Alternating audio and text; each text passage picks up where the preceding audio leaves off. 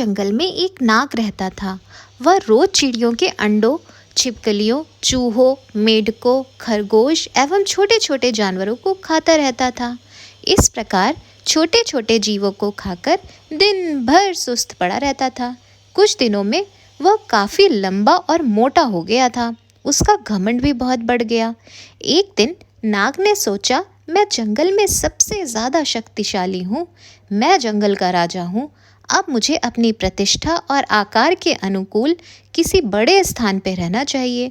यह सोचकर उसने अपने रहने के लिए विशाल पेड़ का चुनाव किया।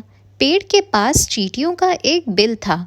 वहाँ ढेर सारे मिट्टी के छोटे छोटे कण जमा थे। नाग ने कहा, यह बवाल मुझे पसंद नहीं, यह गंदगी यहाँ नहीं रहनी चाहिए। वह गुस्से से बिल के पास गया और उसने चींटियों से कहा, मैं नागराज हूँ, इस जंगल का राजा। मैं आदेश देता हूँ कि जल्द से जल्द इस कूड़े को यहाँ से हटाओ और चलती बनो। नागराज को देखकर अन्य जानवर थर थर काँपने लगे, पर नन्ही चींटियों पर उसकी धौंस का कोई असर नहीं पड़ा। अब नाग का गुस्सा बहुत बढ़ गया।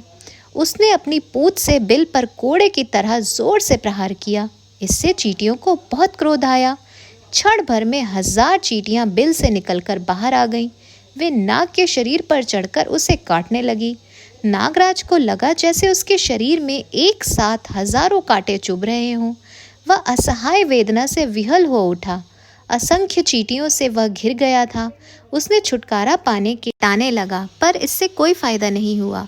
कुछ देर बाद उसकी जान निकल गई। तो इससे यही सीख मिलती है कि किसी को छोटा नहीं समझना चाहिए। व्यर्थ के घमंड से विनाश हो जाता है।